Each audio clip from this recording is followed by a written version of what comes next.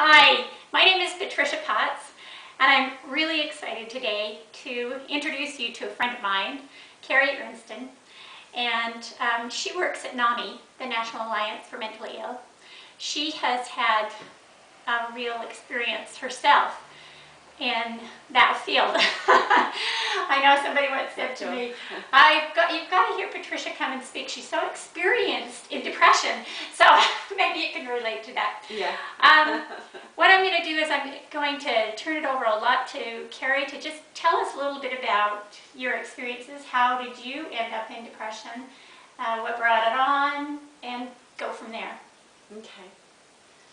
Well, it's a long story, but I will try to touch on the important things. When you say depression and what brought it on, that's about a 15-year history. Okay. I started to be really depressed when I was about 18 and just graduating from high school. And everything that I was involved in was coming to an end, dancing and cheerleading and different things, and I became very depressed. And then it wasn't until after the summer after I went to Dixie College and was still a little bit depressed. Upon graduating from Dixie, I became more depressed. It was more like this feeling of just extreme pain and guilt, and it's really hard to explain that, really the full extent of that. What do you think your guilt was triggered by? Well, I'll tell you, at that time I did not know. All I knew was that I was just in a lot of pain and felt that God was very disappointed with me for some reason I didn't know.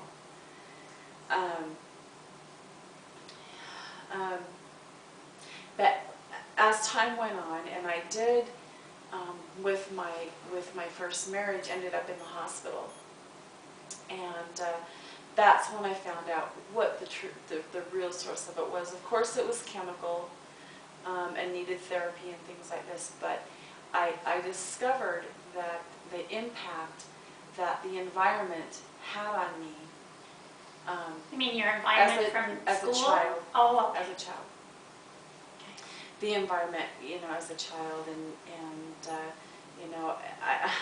I came to find out really how incredible the mind is, and how easily it's programmed, especially when we're talking about childhood types of things. Okay. So at this point, you were probably around 21? 21, well, actually 22. Okay. When I went to the hospital finally. Okay. That was my first hospitalization out of about 13. Wow. Yeah, it's been a long road, but... Did you have any children at that time? No. Okay. No, which I'm really grateful for, because I wouldn't want to put them through any pain, like I've seen and things like this. But I will tell you, that first hospitalization, my husband and I just sat down and talked to the doctor, and he was wonderful. He just sat and listened for about an hour. Wow. While we cried and talked and cried, and then his words to me were, "Kerri, do you think you could have been abused as a child?" And my instant reaction was, "No, I had a happy childhood." Wow. And upon my husband and the doctor leaving the room, and the doctor said, "Just consider it." He wasn't putting it in my mind like a lot of people. That's kind of something people are concerned about, but he did not do that at all. It was just a suggestion. Okay. And my husband had left, and I decided to get acquainted with the hospital and people in there. And so I went across the hallway to this girl, and she said hello and invited me in. Was telling her a little bit about my experience, and she says, And then she had this big book in her room. It was called The Courage to Heal. Uh-huh. And it was for women survivors of sexual abuse as children. And I opened the first page, and it said, "Do you have problems with drinking? Do you ever feel like you're going crazy? Do you feel ashamed of your body?" And different things like this, and it just hit right on. I was going, wow, that's it, that's me, And then that night I went to bed, and I think it was a combination of, first of all, feeling very safe, and that this was an environment that I could explore. I woke up about 4 in the morning, And I could just remember this flash, this picture of the silhouette of this man in a hallway. And just the terror that came over me, I woke up and just hysterical.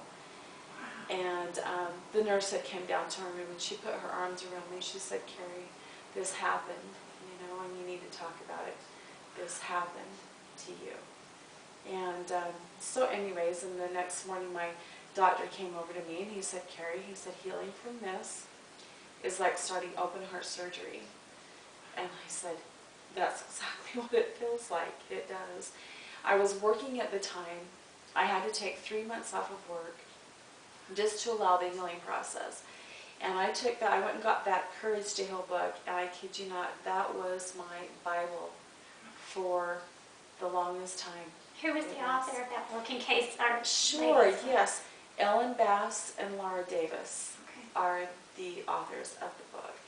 And they've had a couple of updated versions since then. Okay. And it's a wonderful book because it allows, when children are abused, they are scared into silency and secrecy. I'll kill you if you tell anybody. Yeah. And so the significance of me being in the hospital was you're away from your abuser now. You're in a place where you can really heal. So did you know who your So- abuser was? I didn't know for sure because I didn't, like I said, I just saw the silhouette of a man, but not actual faces. But the most, the most important thing was not actually who did it, but that it happened. Yeah. And it's time to start healing from this. Right. And then we deal with who did it, later on. Wow. So, and then as I educated myself and went to therapy and was educated on mental illness and childhood abuse and things like these,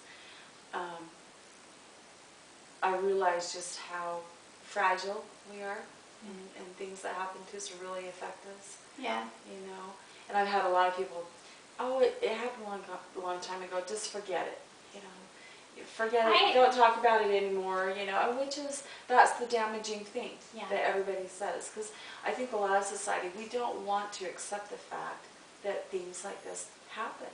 Right. And so it's easier to deny it, which is a backlash for people who are going through the healing process. Because it is so important to acknowledge that it happened. And that's what's hard is when it's from a dream. For me, that's the same thing, Kerri. It was a dream that I had that, from when I put that in my book. And then it was hard because I couldn't, it was just like, how should I be able to believe this, let alone anybody else? But it was a professional that I had to go to. And she walked me through the stages that I was experiencing, and then I was able to realize it really did happen. But it was hard when it comes from a dream. And did you go through that? Oh, this really didn't happen? Could this not have happened?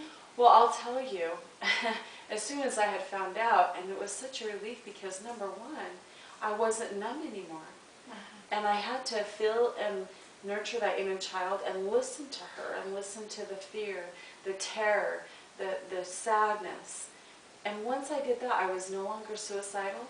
Wow. I was able to get off half my medications. Wow. Once I discovered the concept of the child within, it totally changed my life. That's great. It did. That's great. And there's a lot of people, unfortunately, that have, actually committed suicide. Because they over didn't get to things that like step.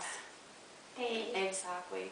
And the whole point is to get that word out to people so they can understand that there is hope and that they can start to heal. And they don't have to live in silence or secrecy anymore. That's great. At this point, I'm thinking that I think we've covered this subject really well, and I think I think it takes a lot of courage for you to come out with that. And we really appreciate that because of the fact that the videos only have to be under 10 minutes. We're going to go ahead and go to part 2. So again, this is Kerri and Patricia.